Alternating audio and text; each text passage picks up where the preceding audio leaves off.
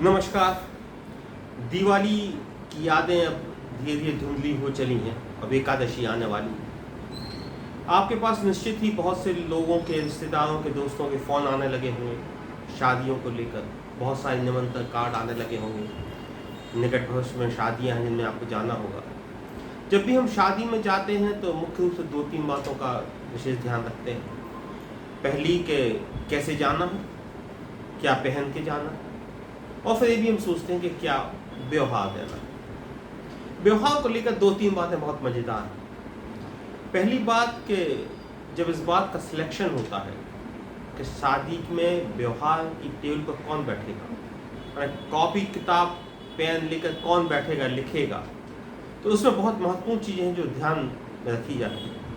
पहली बात, इस काम के लिए उस व्यक्ति को चुना जाता है जो लगभग नीरस व्यक्ति है, इंट्रोवर्ट, माने जिसे ना बनने ठनने का शौक़ है, जो ना बन ठन के आएगा, ना अच्छे कपड़े पहनने का शौक़ है, जिसे ना किसी खाने पीने की चीज़ में शौक़ है, ना बहुत ज़्यादा लोगों से मिलने जुलने में शौक़ है। वरना शादी में लोग आते हैं तो इन बातों का ध्यान रखते हैं कि अच्छे वस्त्र पहन के, अच्छी पोशाकें पहन कर आएँ, अच्छा खाए पिए, अपने दोस्तों से, रिश्तेदारों से मिले जुले। तो एक ऐसा व्यक्ति जो पूरे समय उसी टेबल पर बैठा रहेगा पेन कॉपी लेकर, वो इंट्रोवर्ट होगा, अंतर्मुखी होगा। तो ये महत्वपूर्ण चीज़ होती है कि ऐसा व्यक्ति किसको खोजा जाए। दूसरी जो सबसे महत्वपूर्ण चीज़ होती है, इसमें देखा जाता है कि किसी ऐसे व्यक्ति को चुना जाए जो बहुत ईमानदार हो। जो सिलेक्शन प्रोसेस होती है जिसमें बहुत मज़ेदार नाम आते हैं। जैसे कोई कहेगा कि छोटे वाले फूफा को बिठा दो, कोई कहेगा नहीं नहीं नहीं, छोटे फूफा को बिल्कुल मत बिठाना, छोटा फूफा चोर है, छोटा फूफा चोर है, उसे कतई मत बिठाना। मैं दावे से कह सकता हूँ कि वो 3 4 5 6 लिफाफे तो मार ही देगा। पिछली शादी में बैठा था, लौटा तो अपने लिए नया सूट लेके आया, पत्नी को, दीदी को कुछ भी सामान लेके गया था, और जिनके यहाँ बैठा था वो कई नाम जो लोग दिखे थे उनके ना लिफाफे दिखे ना उनके नाम दिखे। तो 3 4 5 लिफाफे तो वो मार ही देगा, उसको तो बिठाना ही नहीं। तो किसे बिठाला जाए? तो मालूम चला कि भाभी जी ने नाम बताया कि वो जो छोटे वाले अपने मौसिया जी हैं उनको बिठा। वो रिटायर्ड पुलिस वाले हैं, ईमानदार हैं, उनकी आवाज़ में भी दम है, वो ठीक आदमी है। पिछली बार वो बैठे थे छोटी की शादी में, तो हमने देखा कि कई लोग नकली नोट ठिकाने लगाने आए थे। वो समझ गए, उन्होंने फट से नोट वापस कर दिए कि भाई साहब ये नोट नहीं चलेंगे। कुछ लोग नोट चिपका के लाए थे, उसको भी उनने एक एक नोट को ट्यूबलाइट में देखा, कई लोगों के नोट वापस कर दिए तो भाई साहब दूसरा नोट लेके आइए। कुछ लोग कहने लगे हमारे पास दूसरा नोट ही नहीं है, तो कह रहे हमारे पास व्यवहार लिखने को समय नहीं है, हम व्यवहार नहीं लिखेंगे। आप नोट लेके आइए, नकली नोट, चिपके हुए नोट यहाँ पर नहीं लिए जाएंगे भाई। आप या तो नोट बदल के आइए या फिर दूसरा नोट दीजिए, नहीं तो उतना ही हम व्यवहार लिखेंगे जितना कि आपने नोट दिया। ये अलग बात है, कुछ लोग कहते हैं कि वो बदतमीज हैं, तेज़ आवाज़ में बोलते हैं, उनको सुनाई कम देता है तो जोर जोर से बोलते हैं। कई लोगों से कहते हैं कि तुम्हें बताओ कि कितना व्यवहार दे रहा हो, 3 बार पूछते हैं। लोग कहेंगे कि भाई गिन लो, कहीं हाँ गिनने विनने का काम नहीं, आप तो ये बताइए कि लिफाफे में कितने नोट रखे हैं, जोर से बताइए। कई बार 2 3 बार पूछते हैं, लेकिन उनका काम साफ रहता है, भैया उन्हीं को बैठाला जाए। क्योंकि हर व्यक्ति में कुंठा होती है, एक मनोविज्ञान है कि उसको लगता है कि उसने बहुत समाज सेवा की, सारे रिश्तेदारों, सारे दोस्तों, सारे परिचितों, जिसकी शादी में वो गया है उसे खूब व्यवहार दिया, तो जब उसकी शादी में आएगा तो बहुत व्यवहार मिलेगा। लेकिन ये मनोवैज्ञानिक बात है कि जब लिफाफे खुलते हैं, जब नोट गिने जाते हैं तो उतने नहीं मिलते जितने की वो सोचता है।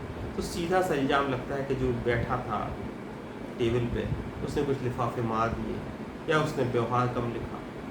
कई बार ऐसी भी बातें आती हैं कि जो चाची जी या भाभी जी होती हैं वो इस बात को जरूर कहती हैं कि जीजा जी जो लिफाफा दे गए थे वो बहुत मोटा था, उसमें कम से कम 3 गिट्टियाँ रखी होंगी। तो कोई समझदार आदमी होता है उस बात का प्रतिवाद भी करता है कि एक लिफाफे में 3 गिट्टियाँ कैसे आ जाएंगी, एक तो होगी। तो कहेंगे अरे भाई लिफाफों में गिट्टियाँ कौन रख के देता है? नहीं, हमने देखा है कि उनके लिफाफे में गिट्टी जो थी व्यवहार में लिखे 300 रुपये। तो वो व्यक्ति फिर शक के दायरे में आ जाता है। फिर बात शुरू होती है कि जब हम शादी में व्यवहार देने को जाते हैं तो यहाँ पे बहुत सारी मैथमेटिक्स लगती है। मैथमेटिक्स क्या, फिजिक्स, केमिस्ट्री, सारे विषय लगते हैं। पहले ये बात चुनी जाती है, बात देखी जाती है कि जो कॉपी निकाली जाती है कि अमुक व्यक्ति जब अपने यहाँ आया था तो कितने पैसे देंगे, एक बड़ा पैमाना हो। फिर होता है कि ये बात चुनी जाती है कि अपने यहाँ तो एक बेटी है, उनके यहाँ 4 बेटियाँ हैं, तो जो व्यवहार वो अपने यहाँ दे गए थे उसको आप 5 में भाग दे दो, 5 भाग दे दो। पत्नी का बेटियाँ 4 है, 5 भाग क्यों दे दो? अरे भैया उनकी एक बहन भी तो है, उसकी भी शादी यहीं से होने वाली है, उसमें भी तो जाना होगा। तो इस तरह से दिया जाता है। कई एक बात और बहुत मज़ेदार होती है कि जब आप रकम फाइनल कर ली और आप शादी में गए, लेकिन अचानक वक्त लिफाफा देने के ठीक पहले उस रकम में कुछ बदलाव हो जाता है। उसकी वजह कि उस शादी में खाने में प्रॉब्लम हुई थी, उस बात को वहीं तत्काल प्रभाव से बैठक होती है, मीटिंग होती है, उसमें तय हो जाता है कि इसमें से व्यवहार कम कर लिया जाए। क्यों? कुल्फी मिली नहीं अपन को, रसमलाई तो जा ही नहीं पाए, काउंटर पे नहीं जा पाए, इतना रश था, डोसा वाले ने भगा दिया।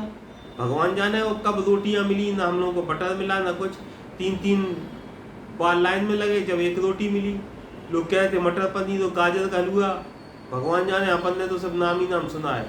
500 में से 200 रुपया कम कर लिया, मालूम चला 300 रुपया ही दिए गए व्यवहार। इसके बाद जब शादी हो जाती है, सब कुछ ख़त्म हो जाता है, फिर बहुत मज़ेदार डिस्कशन होता है, इसमें एनालिसिस होता है कॉपी पे। तो उसमें एक बात देखी जाती है कि पहली बात अपन ने दिया कितना था, वो दे कितना है। दूसरी बात ये भी देखी जाती है कि कितने लोग आए थे, अपन कितने लोग आए। कई बार पति गुस्से में भी आ जाता है तो तुम्हारा तो हमेशा सिर दर्द रहता है। उनकी शादी में मैं अकेला गया था, वो अपने यहाँ कितने आए? 8 लोग आए, 8 लोग। नागपुर वाली भाभी जी को भी ले आए, वो यहाँ हंस के बोल रही थी, कही थी कि हमने सोचा कि तुम कहाँ अकेली रहोगी, चलो तुम भी चलो, भाई साहब तुम्हारे बारे में पूछते भी रहते हैं, मिल भी लेना, शादी भी अटेंड करना। तो पूरा परिवार भी आया, साथ में भाभी जी भी आए। तो जो व्यवहार होता है, जो पैसा दिया गया, इसके साथ जितने लोग खाना खाने आए, कई बार गुस्सा इतना ज़्यादा हो जाता है कि लोग ब्लैक लिस्टेड भी हो जाते हैं कि अगली बार इनको बुलाना ही नहीं है शादी में। जितने का व्यवहार नहीं दे जाते उससे कई गुना ज़्यादा खा जाते हैं। इस तरह की चीज़ें भी आती हैं। तो ये भी देखा जाता है कि अगर गिफ्ट है तो कहा जाता है कि अपन इनके यहाँ तो पानी की टंकी दे गए, वो तो अपने यहाँ अकेला गुलाब का फूल दे के चले गए। गुलाब का एक आए गुलदस्ता, टूटे मूटे मुरझाए से, भगवान जाने बासे थे कि ताजे थे, कैसे फूल थे, कि किसी और का बुके था, अपने यहाँ टिका गए।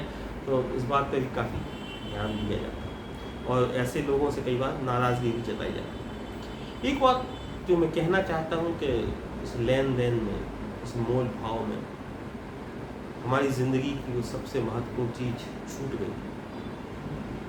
जो प्रेम था, सद्भाव था, जो भाईचारा था।